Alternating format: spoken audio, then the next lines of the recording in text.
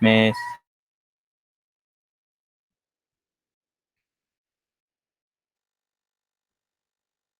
Feleses, Present, Miss. Gabato, Present, ma'am. Henon, Present, ma'am.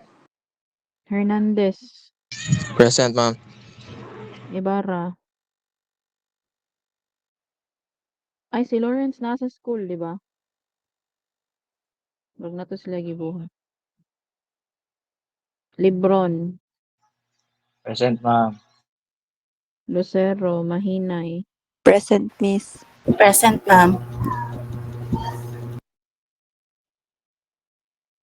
Mahusay, Present, Miss. Mandreza, Present, Miss. Negre, Present, ma'am. Niadas, Present, ma'am. Umandak, Present, Miss. Omega, Present, ma'am. Omictin, Suwan, Sumalinog, Present, Miss. Suralta, Texon,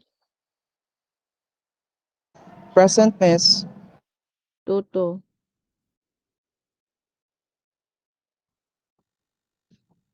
Balizado, Present, Miss. Villacampa, Present, ma'am.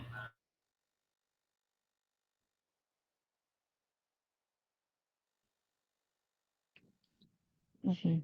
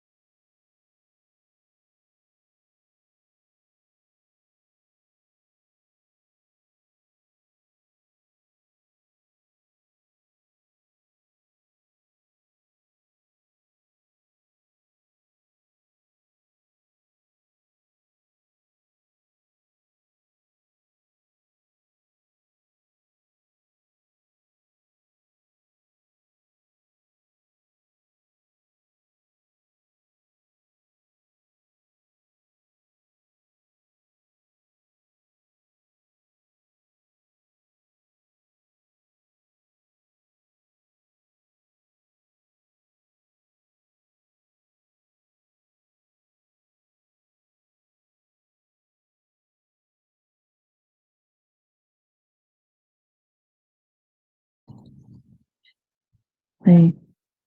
So we have two topics for today. So we have occupational environment or under anemia is the industrial hygiene. So ina ko klase akong hinay akong tingin. So for industrial hygiene is one of the disciplines necessary in the implementation safety and health in the workplace. So for industrial hygiene, it is the science and art devoted to the recognition, evaluation, and control of environmental factors or stress arising in or from the workplace, which may cause sickness, impaired health and well-being, or significant discomfort and efficiency among workers or citizens of the community. Implementing industrial hygiene practices such as exposure assessment and instituting control measures to minimize occupational accidents and diseases and their costs, as well as enhance productivity. It is interconnected with a different aspect of work, which are research and development, production, medical or health, and of course the safety and management. So for the recognition of occupational hazard, I think we have two. The first one is the classification of occupational health hazard, excuse me. The various environmental stress or hazard, otherwise known as occupational health hazard, can be classified as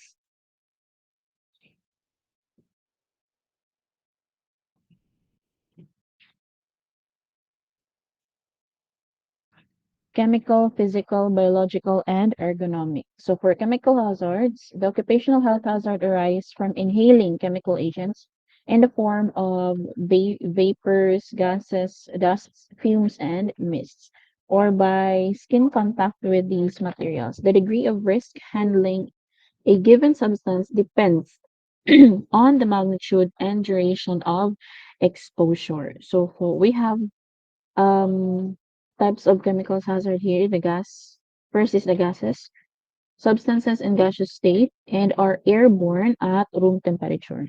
For example, we have fluorine, hydrogen sulfide, ammonia, carbon monoxide, sulfur dioxide, phosgene, and formaldehyde. Those are example for the gases.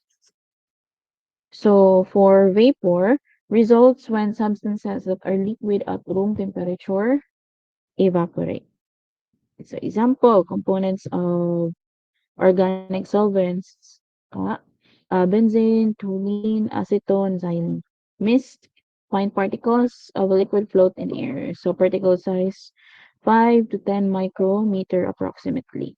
Example, nitric acid and sulfuric acid. So we have the dust.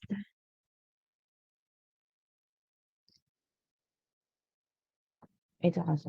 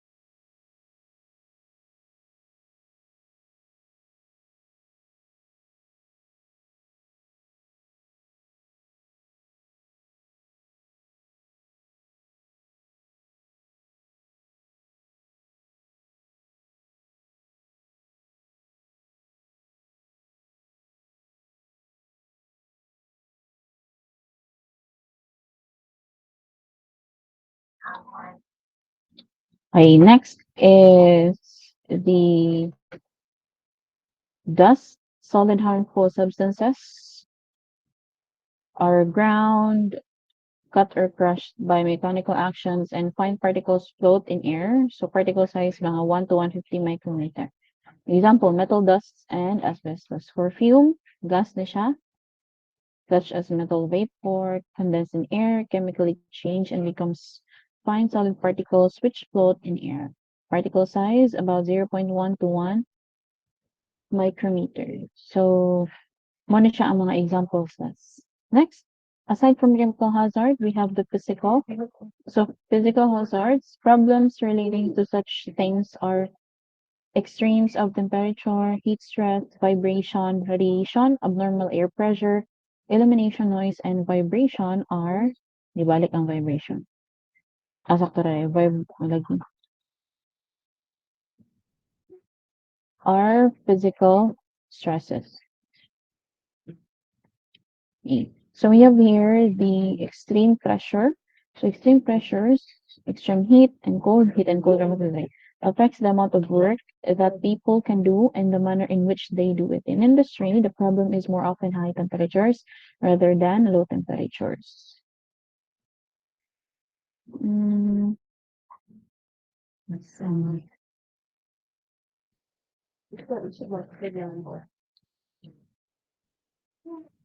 Next, we have the heat stress may be experienced by workers exposed to excessive heat arising from work. Workers at risk of heat stress include outdoor workers and workers in hot environments such as firefighters, bakery workers, farmers, construction workers, miners, boiler room workers, factory workers, etc. Aside sa mga bakery workers tas kanaging mga kitchen works, they are prone to heat stress. Okay? Or workers aged 65 and older, those with heart disease, hypertension, or those taking medications are at greater risk for heat stress. Mo to siya kas. Because itong lower init naman na siya daan kunan og some factors of heat samot, and they are very prone to sobraan ka heat stress, heat stroke. Okay, the factors influencing heat stress include, so we have air temperature, known as the ambient room temperature, air humidity, the amount of water vapor or moisture content of the air. And we have the velocity, the rate at which air moves and is important in heat exchange between the human body and the environment. So next we have absent is it? Sa room ni Sir Rubiso daw.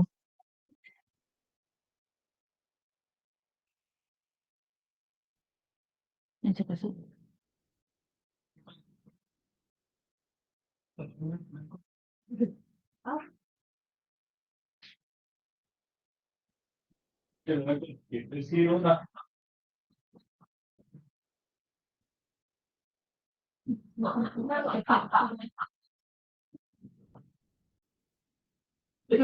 Okay. So we have radiant temperature. So the thermal load of solar and infrared radiation in the body. So gonna share radiant temperature. Next we have the clothing, working clothes, ano na siya class? The clothing itself, unsa imong costume, kung nagtrabaho ka, unsa siya nga design, unsa yung mga materials, gihimo ana nga clothing, okay? Or unsa siya nga mode nga paghimo, okay? Mo matter na siya. And for example, mga types of fabric nga gihimo o gigamit ra, for example, baga ba, nipis ba, mo matter man sa siya. Next, we have physical workload. So, physical workload, pwede na siya categorize tulo. Light, moderate, heavy. Okay? So, magdepende po na siya sa task or job nga inyong gibuhat. For light, lingkod-lingkod lang. Okay? Barog-barog lang. Okay? Mo na siya mga light. Moderate, walking about, moderate lifting, and pushing. For example, kanang mga manager. Okay? Na may times nga ang work sa manager, for example, sana, mag-round siya ba? Ambot sa term na sa industry. Mag-checking siya. Okay? Generally, sa ihang work site. So, lako-lako siya, na siya'y ma-need buhaton. So, he can do moderate work. For heavy works, intense work of the extremities and trunk. So, of course, from the word itself, heavy. So, kanang mga heavy na. For example, mga outside nga work, kanang mga DPWH nga mga works, kanang mga factoring nga need o heavy lifting, kanang need o mga muscle-muscle nga mga work. Next, we have the cold stress. Workers exposed to extreme cold or work in cold environments such as those in ice plants or refrigerated workplaces may be at risk of cold stress. Refrigerants such as ammonia, methyl chloride, and halogenated hydrocarbons used in freezing and cold storage bring risks of poisoning and chemical burn. Okay, muna siya sa iyahang cold stress. Next is manato sa extreme pressure, Atas heat stress radiation. So, nanata sa ato ang radiation, operator radiation. Magsugot pa ta. So, electromagnetic waves are produced by the motion of electrically charged particles. These waves are called electromagnetic radiation because they radiate from the electrically charged particles. Radio waves, microwaves, visible light, and X-rays are all examples of electromagnetic waves. So, we have here an electromagnetic spectrum. Okay. So, makita na to diha, class. Ang ato ang electromagnetic spectrum. Duha ka picture mga tanan kani. Duha ka picture. So from here, we can see radio waves, infrared. We can see infrared. We have the ultraviolet rays, the X-rays, and the gamma rays. So muna siya ang iyahang mga wavelength. So for this part class, medyo detailed siya. So we have here the ionizing and the non-ionizing radiation. Okay, so for non-ionizing,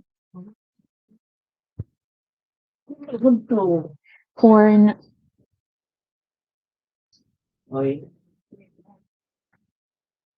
okay, for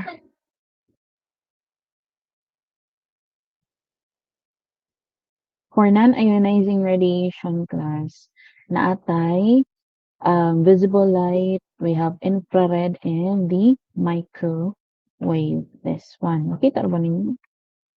Pero makita ba? Yes, ma'am. Okay.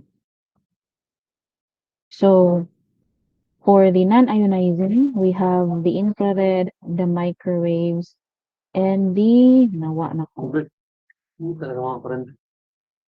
And the visible light, infra, micro. Okay, visible light, infra, and micro. Now, for the ionizing, this here isn't it. For the ionizing class, naatay X-rays and gamma rays. Some resources pwede sa ionizing ilang gi-appeal si ultraviolet. Okay, ilang gi-appeal si ultraviolet. But, ang more ionizing jud class is X-rays and gamma rays. Makadaot ni silang duha. Makadaot mo maging ultra samot na sa X-ray o gamma. Okay? Nga perting taas na og frequency. Kabantay mo class kung magpa-X-ray ka, ambot sa ubang Mapag-game mo sa yes, sa ubang buti yun, sa ubang hospital mo tanay na sila. Ma'am, mag-unsa ka X magpa-X-ray. Sa type nga X-ray. Okay, so dito ng mga type. Ano na siya? When ka last X-ray? No? So, for example, 2 months ago, X-ray ka. Okay, di lang siya pwede class. Na uban nga, for general purposes lang, di jud sila mo-advise nga mo pa-X-ray nimo og balik because you're exposed 2 months ago with heavy ionizing radiation. Not unless needed jud kayo kay X-ray og balik for medical purposes, emergency purposes. Okay? With the consent of your doctor. Okay, kana. Needed jud kayo. But for X-rays, X-ray ko ka class, ikalit ra mo na, di ba?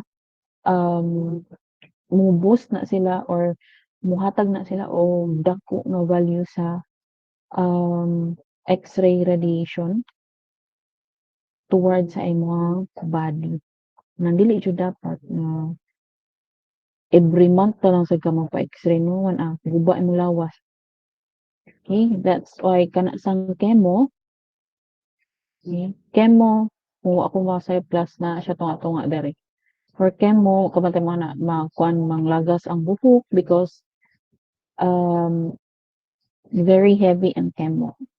Iya jud tong mo penetrate naman gud na siya sa pinakalawom nga part sa imong lawas class. Iya na tong ituntun kung unsa tong dapit imong project na asay dapat makuha ng mga cells, mga lumps nga imo. Mo na siya. Heavy jud na siya. Grabe ang burden sa lawas ana because you're exposed to very high radiation.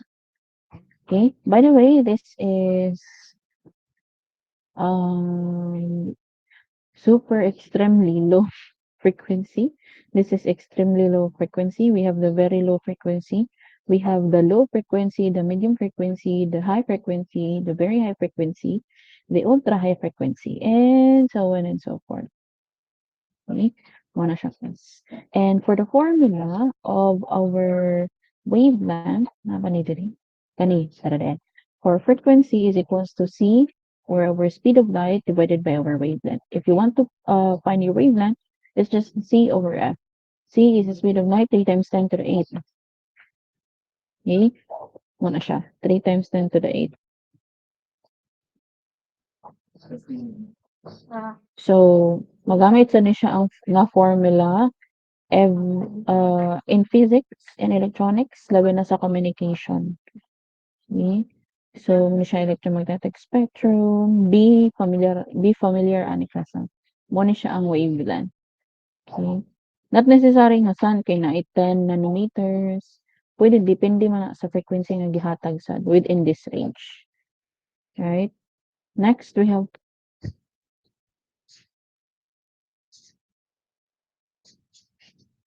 sarap pa guys.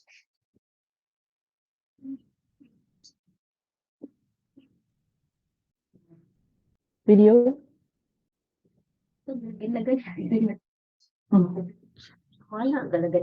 Asam this is like oh gosh. Okay. Okay, next we have the extreme pressure. Men performing work in a watertight structure working under pressures greater than a normal atmospheric one are subject to various illnesses. Hyperbaric or yung natong greater than normal pressures environments are also encountered by divers operating underwater. Okay, so for extreme pressure, they are most prevalent sa atong mga divers diving, no? So, how can they encounter that? By holding their breath. Okay, kung gani mo imong breath, kana lang mga conventional lang mga diving class ba? Okay, pataas ay hangin sa baga. Right? Or mugamit sad ka og mga self-contained underwater breathing apparatus. Okay, why? Nganong naman sad nganong prone man sad sa extreme pressure? Because even if naa kay gidala nga breathing apparatus da naman gyapon ang pressure ilang sa dagat. Magkalawom ka magkataas ang pressure. Right? So that's why divers are very prone to extreme pressure. Ug kana sang mga indigent people nga musaom lang o walay mga proper equipment, so they are very prone to extreme pressure. Next. Oh, by the way, nalimot ako ko. We have um 4 types of non-ionizing radiation. So ihatag naman to nako. The microwave, the laser, the infra, and the ultraviolet. Muna akong giingon ninyo class kanina nga si ultraviolet is sometimes sometimes considered na ionizing and non-ionizing. Okay? Mo man si ultraviolet dire. Okay, sa ultraviolet diha na siya makita class ang visible nga paggamay sa ato ang wavelength. So it is still considered a type of our radiation. One type of non-ionizing radiation. Okay, next we have inadequate illumination. So the measure of the stream of light falling on a surface is known as illumination. The key aspects of illumination include lux, luminance, reflectance, glare, and sources of lighting. Key aspects of illumination. So for lux, okay, ang lux class is the unit of measurement for illumination. We have luminance, measure of light coming from a source. So for reflectance, we have ability of a surface to return light, sorry. And we have glare caused by bright light sources which can be seen by looking in a range from straight ahead to 45-degree above the horizontal. So for direct glare caused by looking directly at bright light source such as lamp or light bulb or LED chip. So for reflected glare caused by light reflecting from a highly reflective surface, such as a computer screen or glossy surface or mirror. So mo siya ang representation sa glare. For direct glare class, kanang makita dyan mo directly. For reflected glare, for example, you're looking at your laptop sa picture na ay light nga ni-reflect kani nga light here at a certain angle ni-reflect sa imong laptop screen and mo'y imong na mo'y na face sa imong mo'y na face sa imuha.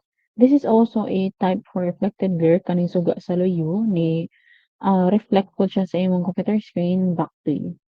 Okay, mo na siya representation sa ato ang glare. We have the sources of light. So for the first one, daylight. It is also called natural light. Okay, kanang makita nag-adlawan, the very bright light sa moon na may sometimes na hayag kayo ang buwan, right? So those are natural light. So next we have the electric light. Ang electric light motong gikan sa bulb. Okay, for kanang mga fluorescent lamps. Mana siya fast. We have types of lighting. We have the general and the local. For general, ang kanang general glass, it illuminates the entire place. Okay, the entire environment. For local, kana rang what do you call this? Particular lang iyaha. For example, kana yung night lamp. Right? Off na ang general light sa inyo ha, kanang suga sa inyong kwarto katibukan, imong gipawong but you want to study discreetly. So, katurang light sa imong table imong gion. Those are example of local light. So, factors in determining the quantity of light, we have the nature of work, environment, eyesight of the worker. For nature of work, for example, if you're working kas dinaggo, so pwede ra mga kung hayag na dahan imong working station or working place.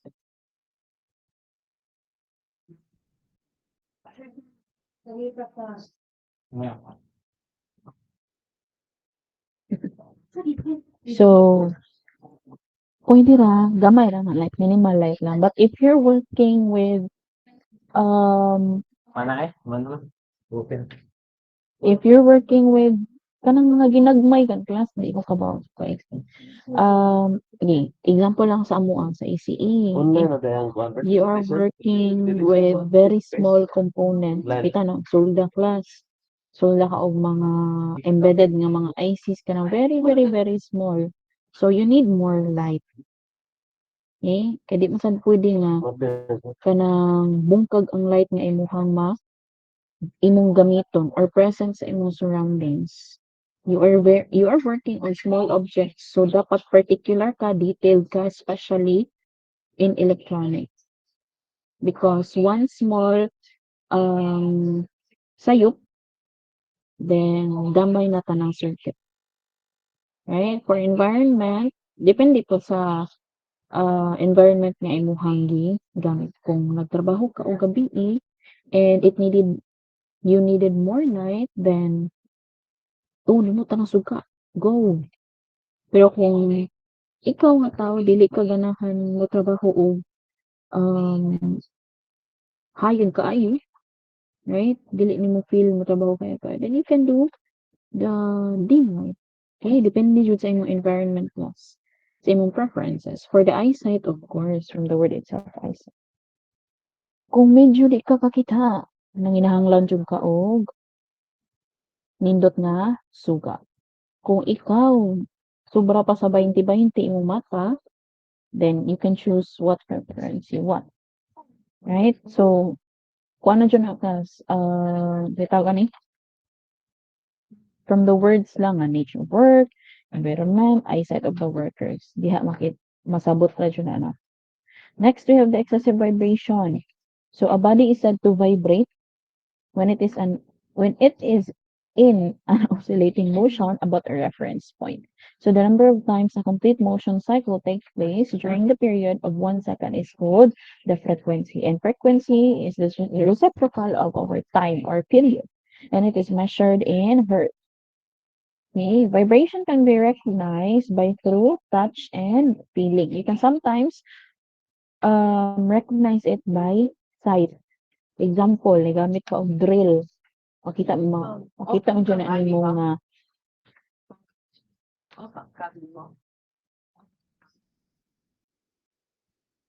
makita mo dyan nimo nga ang movement sa equipment and also sa tao nga ni gamit is up and down motion, right? So you can also recognize vibration, touch, feeling, and sight.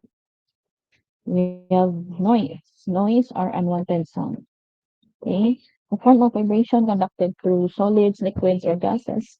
The level of noise in an industrial operation can constitute a physical hazard to the exposed workers. The extent of the hazard depends not only on the overall noise level, but also on the time period and frequency and type of noise to which the worker is exposed. Right? So types of noise, we have the continuous noise, the intermittent noise, and the impact noise. For continuous noise, gas, okay, from the word itself, continuous, okay, so although na fluctuation sa noise nga imong ma-feel, right, gamay, minimal na jud na siya gas. But kana siyang continuous noise is steady na siya in level or in motion sa iyang signal. Right? Mo na siya continuous noise. We have the intermittent. Okay? Mag-shift siya gas. From the word intermittent. Naa, wala, pataas, pababa. Okay? Those are those levels, shifting levels sa ato ang noise is called the intermittent noise. Okay? Next is the impact noise. One good example of intermittent noises kay kana again. Kumunta mo na. Busina. One continuous noise is kanang longer nimo nga pag-push sa term ana class? Kanang busina ba? Imong example lang na siya ha. Imong patas-on, maayo di ba steady man na siya? Not unless lahi ang music sa inyong busina. Okay, continuous noise. For intermittent noise, kanang for a certain period of time, naamoy i-push nimo. Kasi di ko ka ba explain na class. Kanaging magbuhat mo og rhythm with the use of kanang horns. Kana siya class mo na siya intermittent noise. At certain level mo shift, imong patasan, pwede mo busina, imong i-fluctuate. Okay? Ang impact noise class mo na siya ang palit. Example, bomba. Pusil. Tingog sa pusil. Okay? Nibuto nga ligid. Kanang kalit lang ba? Less than 3 to 5 seconds. Or even less than a second. Muna siya impact noise. Right? So, do you have any questions so far? None so far, Miss. Okay, next we have the biological hazard. So they are any virus. These are any virus, bacteria, fungus, parasite, or living organism that can cause a disease in human beings. They can be a part of the total environment or associated with certain occupations such as medical professions, food preparation and handling, livestock raising, and etc. Okay, so di unsa man ang transmit class. Nga anong ma-hazard man siya. Of course, ma-hazard siya because it is transmitted, nakadaot sa mong lawa. Okay? For example, one good example of biological hazard is kanang sakit sa animal na pasa sa imong. Right? Yung sa mga pag-transmit, of course, hiccup ka. Hikapon dun nimo. Na may uban airborne, but kasagaran, it's not unless kanang namoy cats and dogs sa inyong. Okay? So, disease is transmitted from animals to humans, o ma-infected ka, or parasite, Okay, kanang mga ticks. Okay, it can cause paralysis to a certain part of your body. Also, from kanang mga contaminated nga water. Okay, mga insects, mga animal bites, or worse, from people. Okay, labing-labing mo diha, dinada si sakit. Congrats, duha na mo. Okay, mana siya yung mga biological hazard. Next, we have the ergonomic hazard. So for ergonomic hazard, ergonomics literally means the customs, habits, and laws of work. According to the International Labor Organization, it is the application of human biological science in conjunction with the engineering sciences to achieve the optimal mutual adjustment of man and his work, the benefits being measured in terms of human efficiency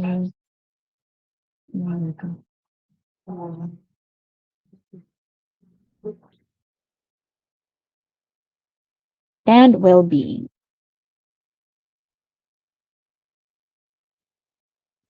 Right. So we have here examples of ergonomic hazards. So poor workplace design, okay, awkward body postures, repetitive movements, a static posture, the forceful motion, and the manual handling. Maglingkod na. Okay. So we have here special considerations. So the following items have become important OSH issues that need to be addressed by industrial hygiene professionals and employers. You have the confined space. Okay. So confined space, an enclosed or a partially enclosed space. It has restricted entrance and exit by location, size, and means. Thus, the nature airflow is limited.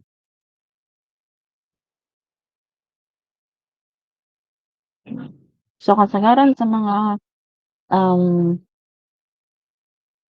confined spaces are storage tanks, sewers, boilers, manholes, tunnels, pipelines, trenches, pit, silos, vats, utility vaults, and culverts. Then, ang mga confined spaces, na sila ginaingon na dead air or bad air. Nga naman. Because air is limited on that spaces. Dili siya intended for occupancy. Okay? Muna siya. Next, we have some types of confined spaces. We have confined spaces that do not require permit. Palihog kog basa kung naanak ka, dagle. Asa ganito dapat, Miss? Number one. Confined spaces that do not require a permit. These areas meet the concept of a confined space but do not present any known major hazards. Small storage compartments, attics, and crawl spaces are examples of non-permitted required restricted places. Workers visiting these places must nonetheless follow specific safety hazards such as wearing personal protection equipment and communicating with a designated attendant, even though these spaces may not pose substantial dangers. Okay, thank you. So, next, please read number 2. Codino.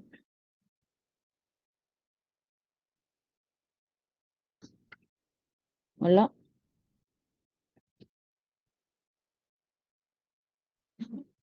Wala. Canonigo. Wala pod. Ibarra.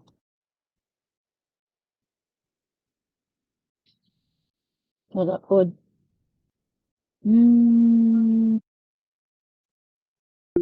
Umiktit. Okay, Kevin. Go, number 2. Confined spaces that require a permit. These areas have one or more recognized major dangers such as the possibility of hazardous atmospheres, engulfment or entrapment, Tanks, silos, and sewers are examples of permit-required confined areas. Before workers can enter a permit-required restricted area, the employer must establish and implement a documented permit program that explains the procedures for safe entrance and exit, identifies potential risks, and specifies the control measure that must be utilized to ensure worker safety. Okay, thank you. Na ba si Ivan o si Lauren?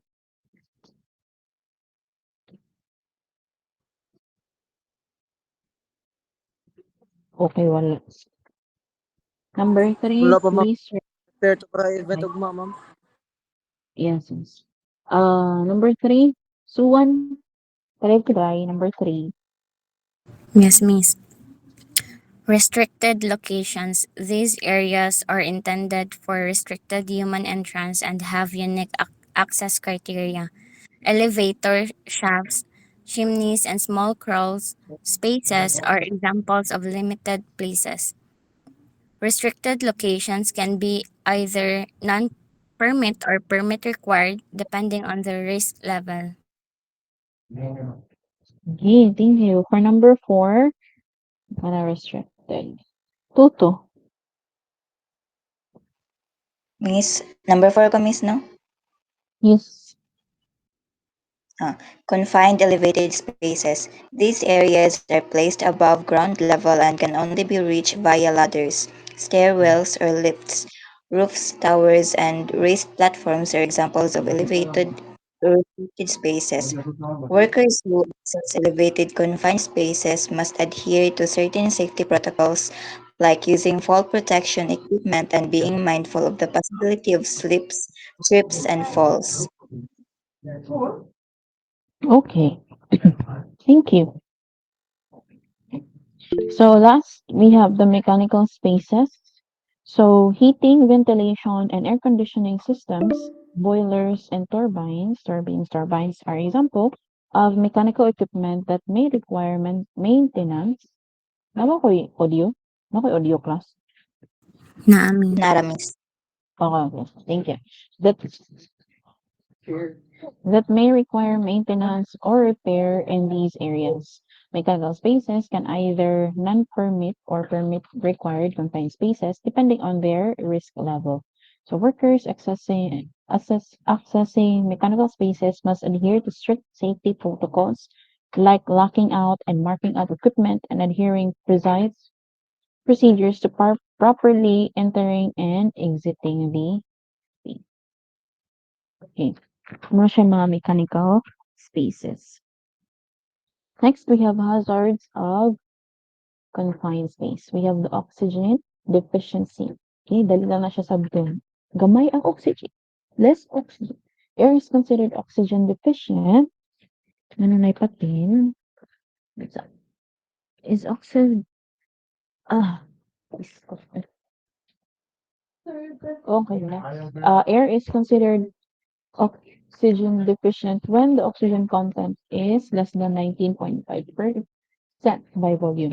Work processes such as welding, cutting, or brazing, and certain chemical reactions such as rusting and bacterial reaction, or the what we so-called fermentation, can also reduce oxygen concentration. Flammable or explosive atmosphere. It may result from oxygen enriched atmosphere exists where oxygen in the air is greater than acceptable level. Okay? Pila ko, kung ako masayop, kung ako malimot, acceptable level is 24 or 23. Okay? Kung ano ko ka-check. An oxygen-enriched atmosphere will cause flammable materials such as clothing and hair to burn violently when ignited. So, kung kakita mo ka sa mahibong mo sa manufacturing industry, bisan o wala mo involved og food, okay? Sa food industry class ko, aside sa food industry, makakita mo mga workers na required og hair cap, okay? Because they may be exposed to flammable atmosphere. Muna siya class to protect their hair. Di sa taganahan nga madaot ato ang buhok, right? Especially for girls. Okay, sa mga lalaki pwede naman maupaw, balik ka man dayon ang buhok. Next, we have flammable gas, vapor, or dust in proper proportion. So, muna siya ang mga explosive atmosphere. So, we have next our toxic atmosphere are those which contain substances in concentrations that exceed the threshold limit values as specified on the Occupational Safety and Health Standards or the Chemical Material Safety Data Sheet of the substance used at work. So, it may come from the following like products stored in a confined space, work being performed in a confined space, areas adjacent to the confined space. Mechanical and physical hazard. Rotating or moving mechanical parts or energy sources can create hazards within a confined space. Physical factors such as extreme temperature, noise, vibration, and fatigue. Loose material such as fine coal, sawdust, or grain can engulf or suffocate the workers. Right? Okay, kani siya gikuha nila ko siya sa Facebook. Okay. So we have your examples of confined spaces. Padako na to.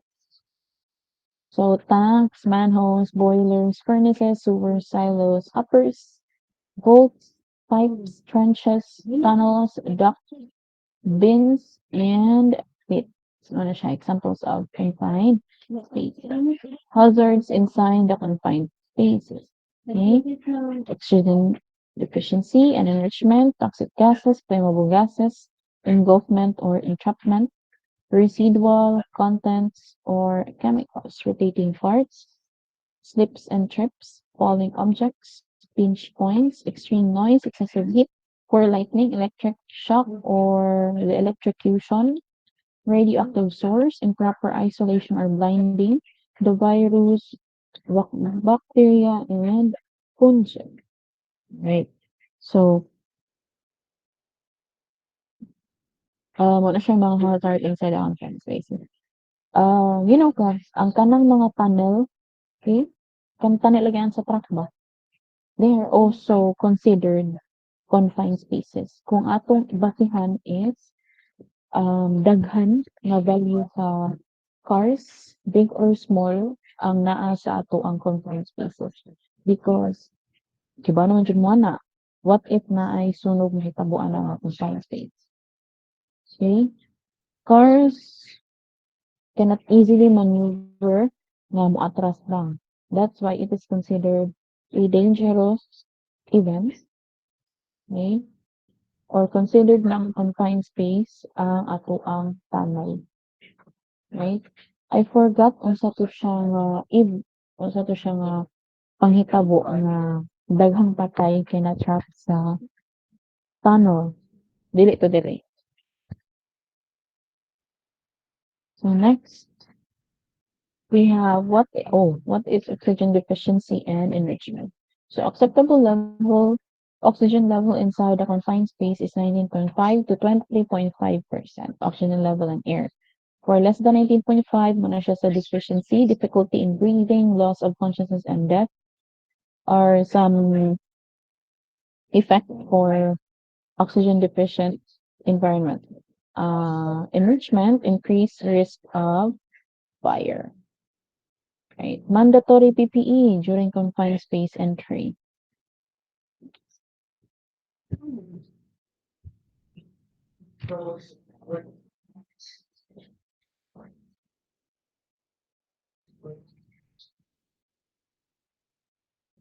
Wait a minute.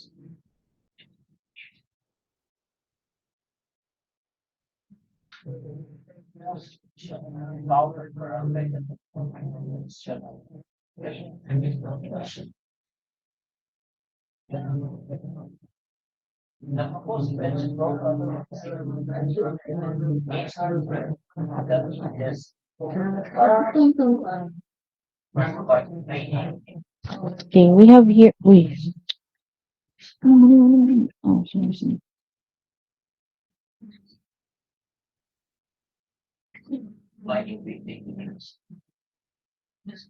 Sorry. Okay.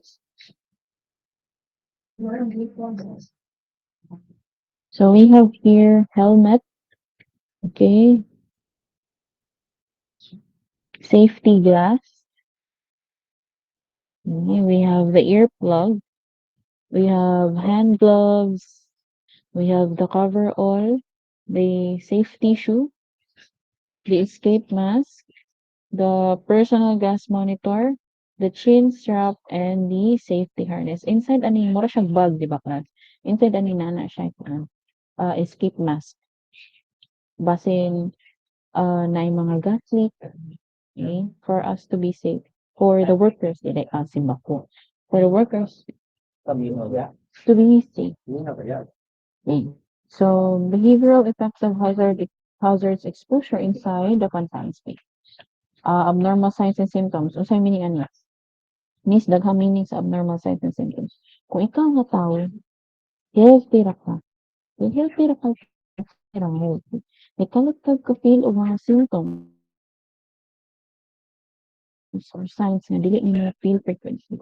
Muna siya considered abnormal signs and symptoms, especially if you come from, okay, or if you're working from a unfamiliar place, kanang bag-o lang jud nimo na encounter nga place or space. Okay? Muna considered dili naman nila abnormal signs and symptoms na siya. Next, we have skin redness or skin rash. We have swelling, itching or burning sensation, cramps, nausea, or vomiting, headache or dizziness, eye irritation or vision difficulty, excessive sweating or chills, seizures, loss of consciousness. The very first jud ma-feel mo class kung ma-expose ka og confined space is kanang maglisod ka ginhawa.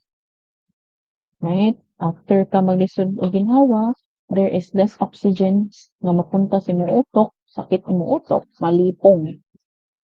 Okay? And the domino effect na siya. Depende. Next, we have communication devices. Sight, it is considered as communication. The verbal, okay, the conventional one. The radio, and then the rope, flashlight, the whistle, hand signals, signal horn, and the two-way camera and radio. Also class ng flares. Okay, one of flares. Flares can is very important kung naa ka sa sea or ocean kana flares. For emergency, ilan ang gamiton ang flares. Kailangan mo flares, right?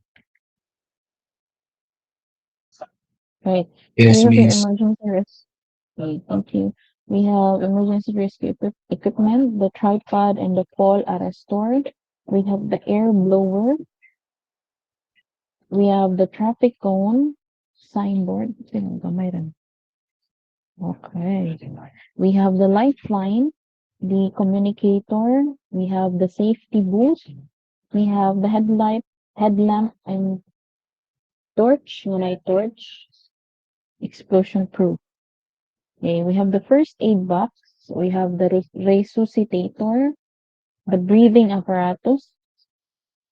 We have the stretcher, the toxic gas meter, the movable fence. Kanang makita na to sa mga malls, sa mga everywhere.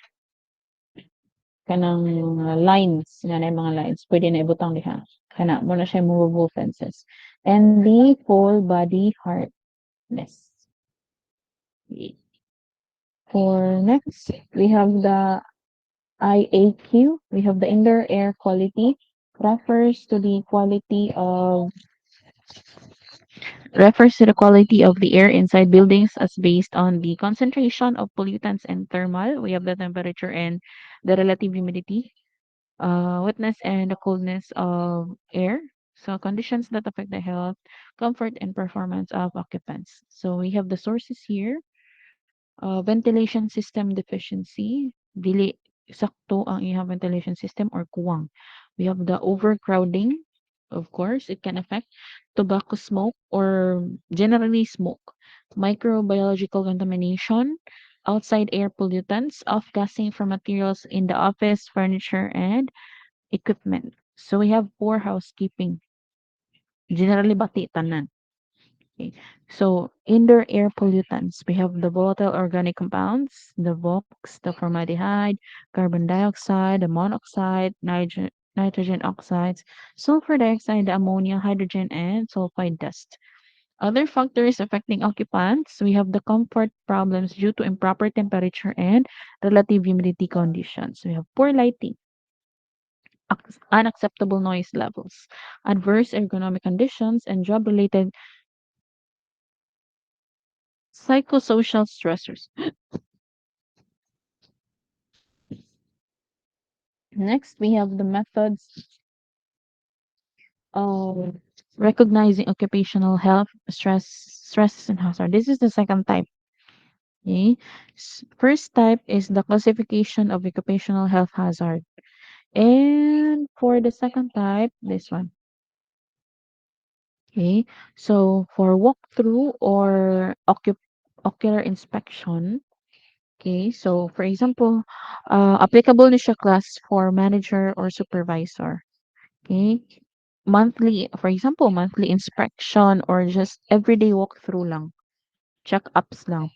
Second is review of the process involved.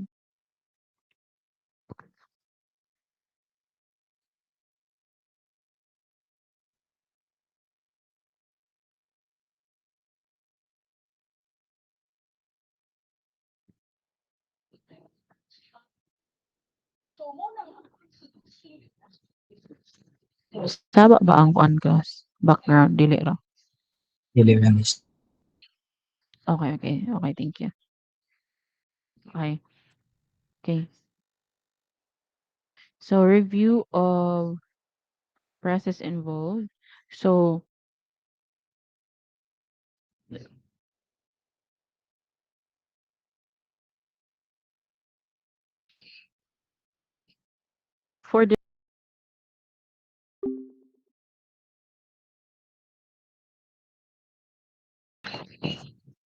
So for the review and of the process involved, and the third one class, which is the knowing of the raw materials, byproducts, and finished product, they are somewhat related because if you know the process involved class, for example, you're making a product, you must know as a manager itself or an employee itself or supervisor itself, you must know unsa nga process ang involved in sa inyong company or industry. Right? Para kung naay mga instances na naay mga kakulian, at least you know which process na need usbon or need nimo nga i-develop. Okay? For knowing the raw materials,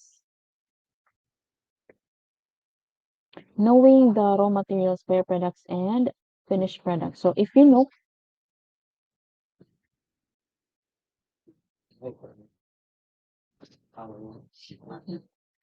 if you know about the raw materials class nga inyong gigamit or kung unsa ang nature sa product nga inyong buhaton, okay, makahibaw ka kung asa ang dapit ang makahatag og risk sa imuha. Para kung kabaw ka nga unsaon para kabaw ka unsa ang mga risk ana nga products kas mga gigamit niya raw materials or byproducts ani, at least kibaw ka asa unsaon pagtubag sa problema.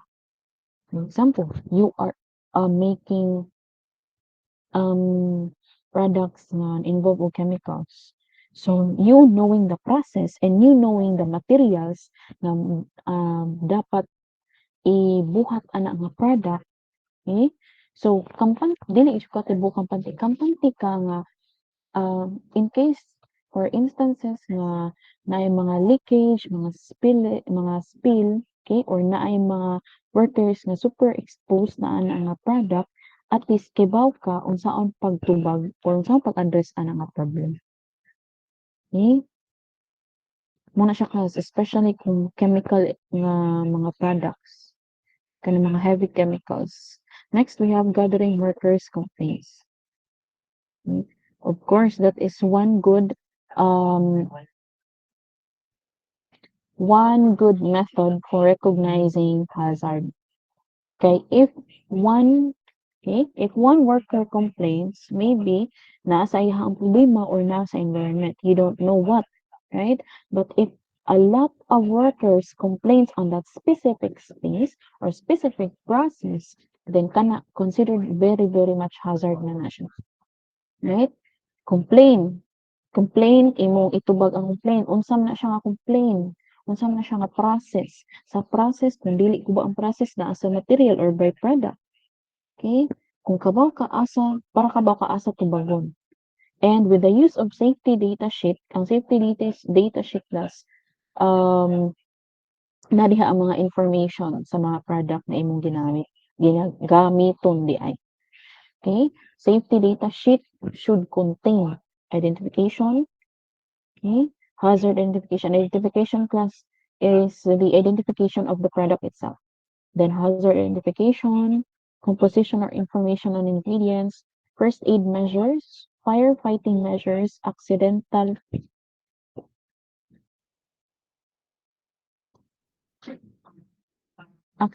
release measures, handling and storage, exposure control or personal protection.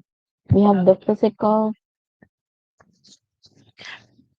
physical and chemical properties. We have the stability and reactivity, toxicological information, ecological information, disposable consideration, transport information, regulatory information, other important information. Okay? Disposal consideration guys, unsay dapat buhaton kung managamit sa product. Transport, there are lots of types of transport. We have aerial transport, land transport, pero sa kanang land transport, unsa man na siya? Okay, dapat humid ba iyahang transport environment, cold ba? Inana mo na siya. Then mga regulatory, asa unsay mga napas niyang regulation. Okay? The SDS should conform to the globally harmonized system or GHS of classification and labeling of chemicals. The GHS is an international standard for classifying chemicals and communicating its hazard. The GHS was developed in Agenda 21 of the United Nations Conference on Environment and Development, UNCED, held in Brazil in 1992. So we have elements of GHS here. So hazard classification criteria has three major hazard groups, namely physical, health, and environmental hazards. Based on these three classifications of hazard, the following compose the GHS criteria: physical, explosive, flammable gases or aerosols, oxidizing gases, corrosive to metal, substances and mixtures which in contact with water emit flammable gases or others. So health, acute toxicity, skin corrosion or irritation, serious eye damage or eye irritation, respiratory or skin sensitization, carcinogenicity, reproductive toxicity, aspiration hazards, and others. For environmental, hazardous to aquatic environment, hazardous to the ozone layer, and others. Which is the very most kanang problem nga atong na encounter ron sa Philippines and the whole world. Hazard communication composed of safety data sheet and labels. Okay, so we have here.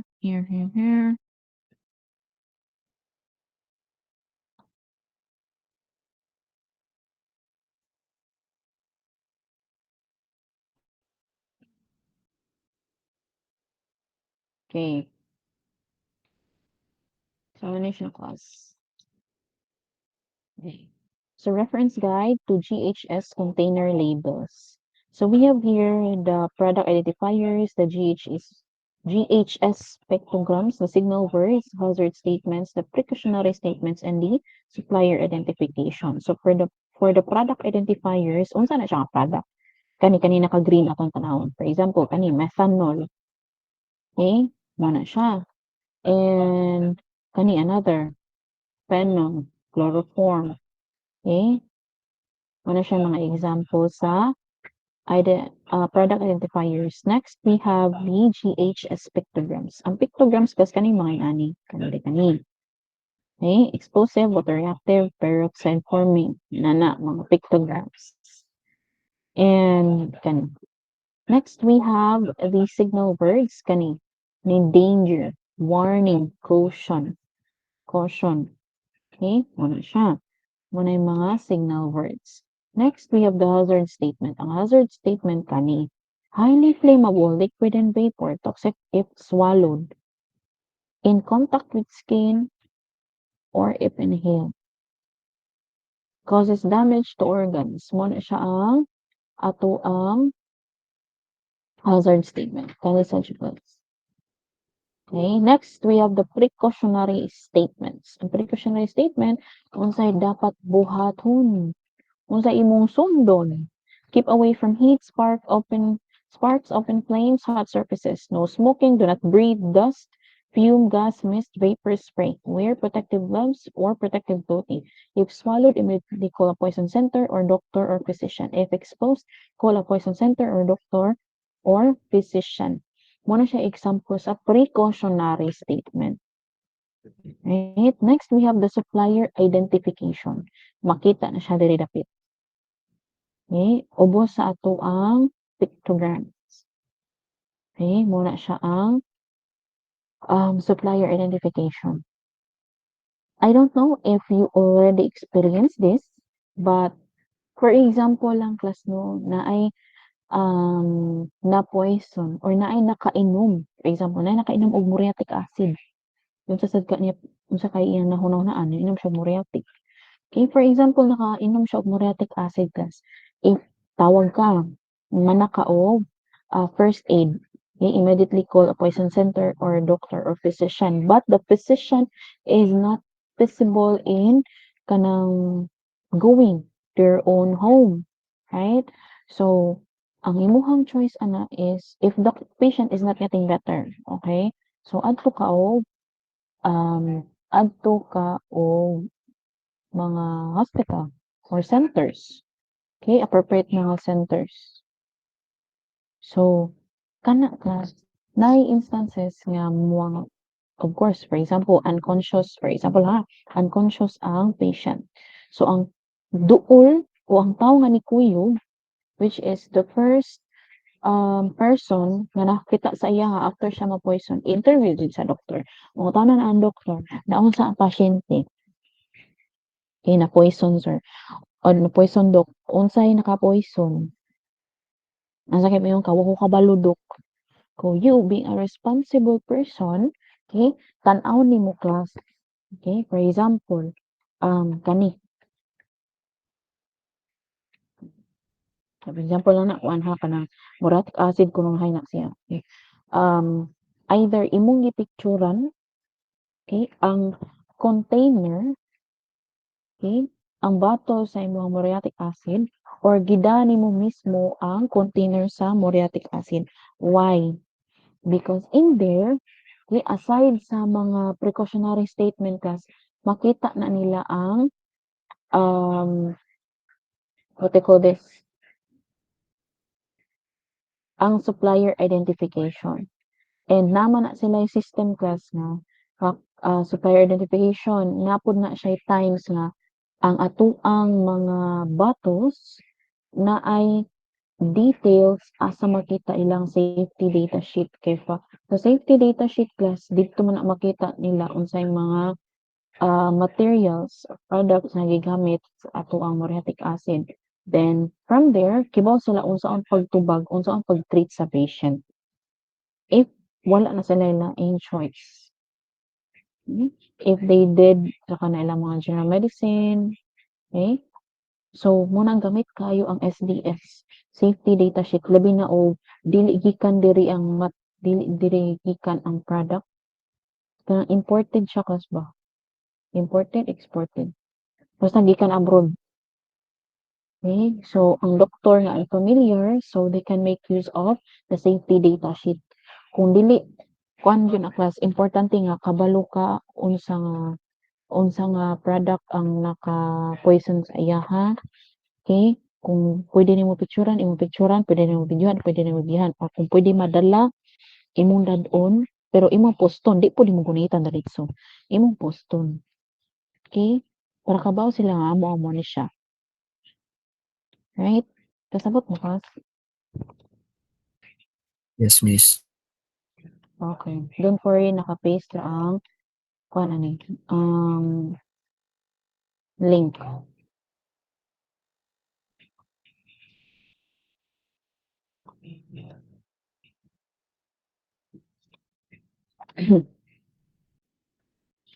Okay, we are done with the occupational environment, industrial hygiene. So next we're going to ergonomics. So for ergonomics, okay, what is ergonomics? It is the science of designing the workplace to fit the worker. It is derived from two Greek words, ergon, work, and nomos means natural laws. Okay, what does it mean designing the workplace to fit the worker? For example, class, ikaw, office worker ka, di ba naman dyan ay certain height sa table o certain height sa imong chair. Now, ergonomics is the science of designing nga imong workplace class comfortable ka mo gamit. Okay? Dili nga iguman nimo gamit end of shift nimo class kay sakit kay akong likod, sakit akong hawak kay taas ra kayo akong chair mo kay akong table. Okay? Dapat comfortable ka. It is derived from two Greek words, malay ko nagbasa. So aspects of ergonomics, we have the safety, comfort, ease of use, productivity, and aesthetic. Okay, we have the aesthetics. The domains of ergonomics, we have the cognitive. Cognitive deals with the mental processes and capacities of humans when at work. Mental strain from workload, decision making, human error, and training fall into this category. Okay, more on mental health chakras, referred to as engineering psychology. Next, we have organizational ergonomics, deals with the organizational structures, policies, and processes in the work environment, such as shift work, scheduling, job satisfaction, motivation, supervision, teamwork, telecommuting, and ethics. It is referred to as macro ergonomics. Next, we have the participatory ergonomics. It concerns with the involvement of the employees in the decision making. Okay? Brainstorming and then decision making. Next, we have physical ergonomics. Is the human body's response to physical and physiological workload. Repetitive strain injuries from repetition, vibration, force, and pushing fall into this category. Two classifications of ergonomic injuries. We have the cumulative trauma disorders and the strains or sprains. Ang katong CTD is exposure driven. Okay? So exposure na class. Ang sprains or strain is instantaneous event driven. Okay? Depende sa panghitabo. So, cumulative trauma disorder, injury to soft tissue caused by prolonged exposure to multiple ergonomic risk factors. So, typically developed in small body segments, fingers, wrists, elbows, and neck. So, examples of CTDs, muna siya kas. Okay, muna siya ang mga example. Tendon disorders, we have the inflammation kani, and lateral epicondylitis. I don't know how to read it. Okay. We have the nerve disorders. Lahi-lahi ni siya kasa. Kani 1, kani 2, kani 3. Kani lahi pa na siya. Ari di. So, kung ibot ni. And tendon disorders kay kani. Then lahi na po ni siya. The nerve disorders kay kani. Yan, lahi na po ni siya. Carpal tunnel syndrome. Ang neurovascular disorders kay kani siya. Kani, how to diri. And Raynaud's phenomenon, the white finger syndrome. For strains and sprains, injury to connective tissue caused by single forceful event, such as lifting heavy objects in awkward position. Be common to large body segments, back, legs, and shoulders. Risk of injury increases with the presence of multiple risk factors. Okay, so we have control methods here. So this is a hazard. Okay? Working with the hands above the head for more than 2 hours per day. Okay? Working with elbows above shoulders for more than 2 hours per day. So hazard na siya. Unsay mga solution? Reaching above the head or shoulder.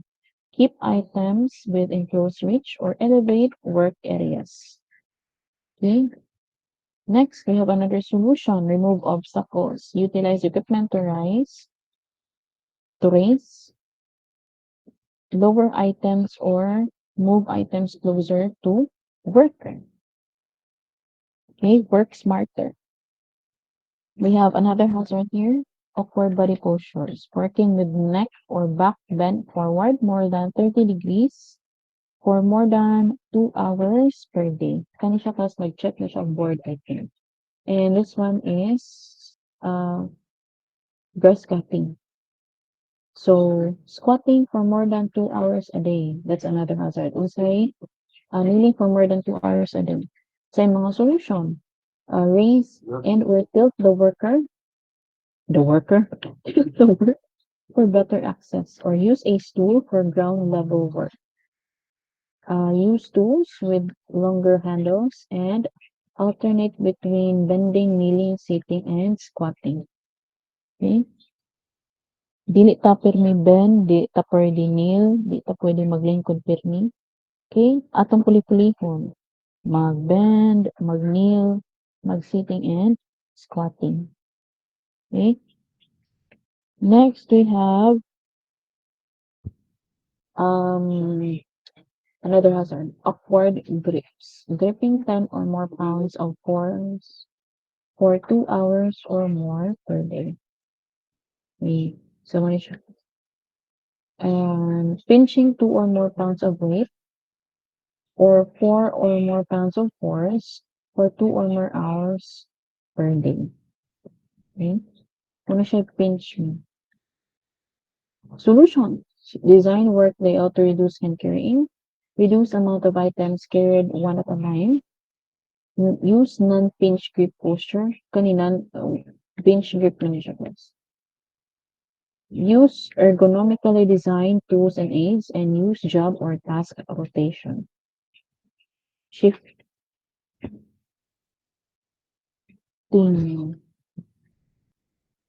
We have another hazard here.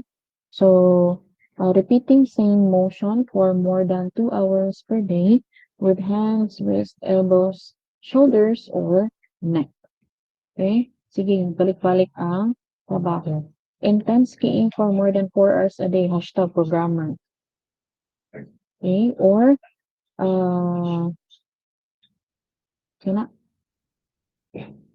kanang typing ang trabaho kas kana. Solutions. Arrange work to avoid unnecessary motions. Let power tools and machinery do the work. Spread repetitive work out during the day.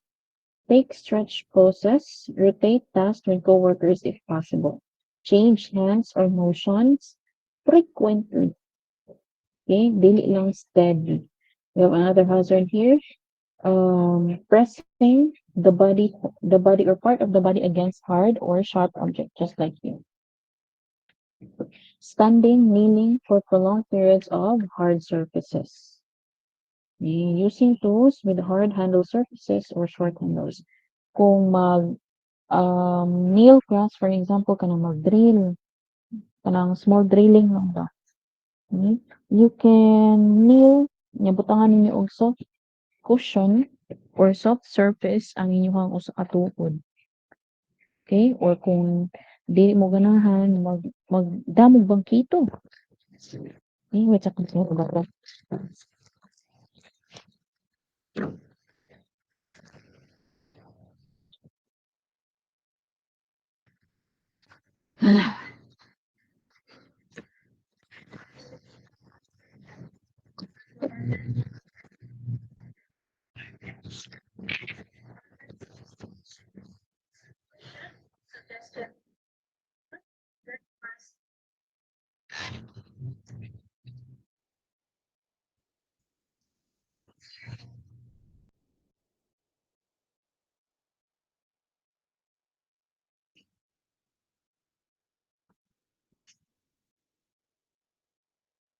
Okay, so for Using tools with hard handle surfaces or short handles, that's another hazard. This is also another hazard, using hands or knees as a hammer for more than 10 times in 1 hour or more than 2 times per day. Naay martilyo, kamot jud ang imartilyo. Okay, Superman ta diri. Okay. Solution. Use tools with longer handles. Use tools with padded grips. For short, use appropriate materials or equipments. Alternate between bending, stealing, sitting, and squatting. As mentioned ganina, use sit-stand tools or tables. Okay? Another solution, pad table edges or use tables or desktops with rounded edges. Use wrist rest, anti-fatigue mask, knee pads, shoe inserts, or other items that can reduce stress on body parts. Okay, mo na siya mga solutions. So, we have, what's that?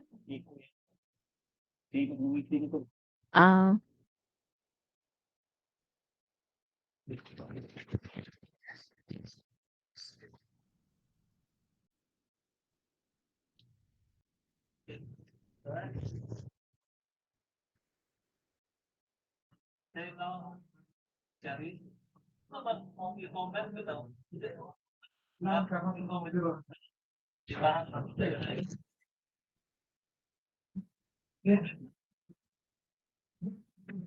mana sir.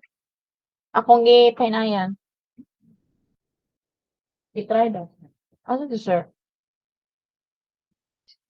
Mari.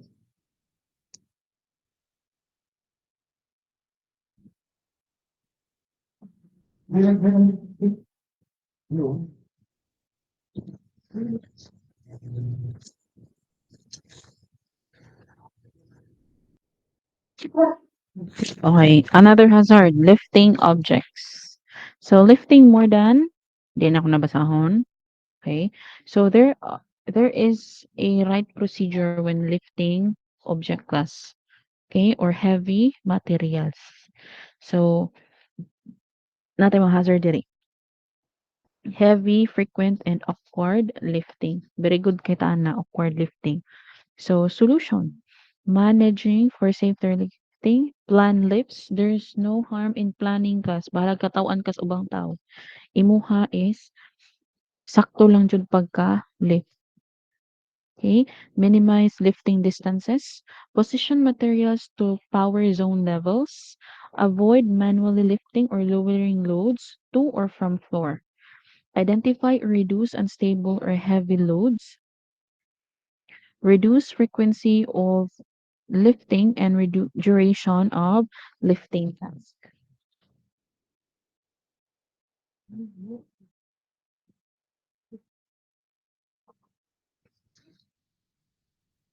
Next, we have provide clear access. We have another solution here. Stretch before lifting. Check for tags on load. Para mao ani mo pila ang weight. Test load for stability and weight. Okay. Plan the lift. Same kanina. Use proper lifting techniques. Grip with your two hands. Smooth, even motions. Put the load close to your body. Legs to push up and lift load. Avoid avoid twisting. Sorry. Alternate with less physically demanding tasks and rest breaks. Get assistance when necessary. So, ano siya? This technique may be effective only if loads are small, lightweight, and can easily fit between the knees. Keep the load close to your body and lift by pushing up with your legs. Muna siya, class. Dili ka ng muratag mo letter U atong lawas. Muna siya proper lifting. Right? So, kani. So, lean the sack onto your kneeling leg. Okay. Slide the sack up onto your kneeling leg. Slide the sack into the other leg while keeping the sack close to your body. As you stand up, keep the sack close to your body. I-lean nimo towards sa imuhang chest o sa imong stomach lapit para same force all throughout your body, right? And we will watch an ergonomic video. Animation na siya class, funny animation. Okay? And kani siya animation, nan siya part. Okay? Don't worry, nara may link. And kada part class, inyong activity, kada part is buhatan ninyo og comment. Okay, let's watch it together sa. And after that, magbuhat mo sa inyong activity. Okay? I-pass on yung alas 11:59 sa gabi.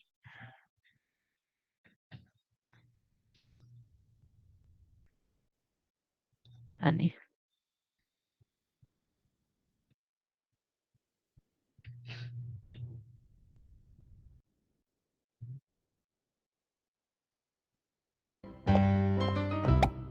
Klaro ninyo music? Klaro ninyo? Lalo na, miss. Okay, Ramis. Okay. This is a funny animation class. So, medyo slight funny siya. Okay, and kada part naman na siya title. So, kanang kada part inyong buhatag comment. Kung unsa nga mga hazard, na ba siya gibuhat sa hazard, unsay mga unsa iyahang mga sa solution nga gibuhat, sa iyang solution nga gibuhat sakto ba or na mga lapses. Okay.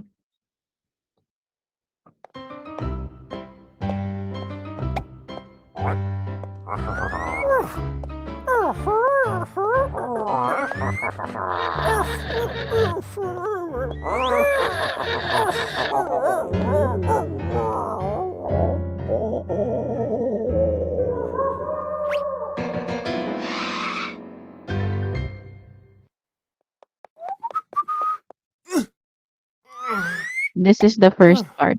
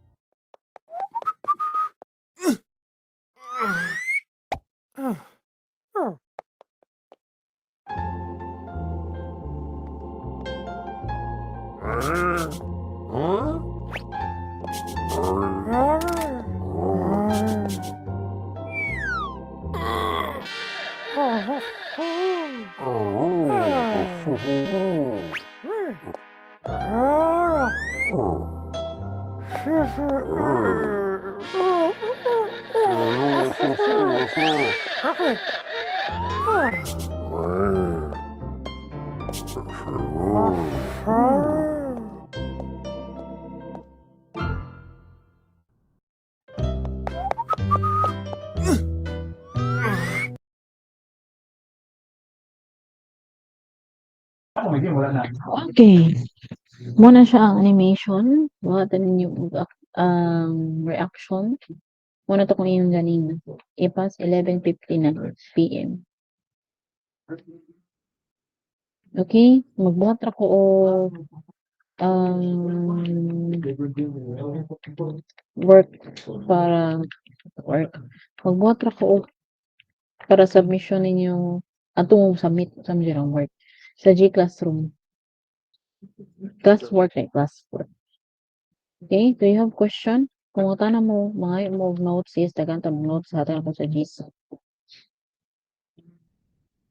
Kapilang link. May question? Wala na question. Wala, miss.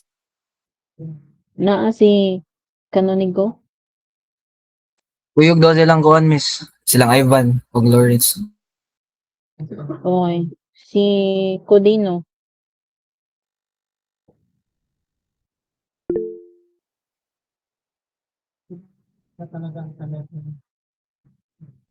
Okay.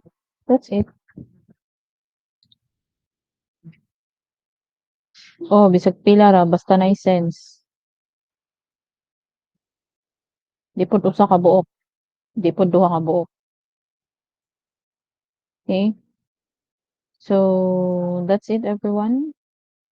If you don't have any question, you may leave the room now and start your activity.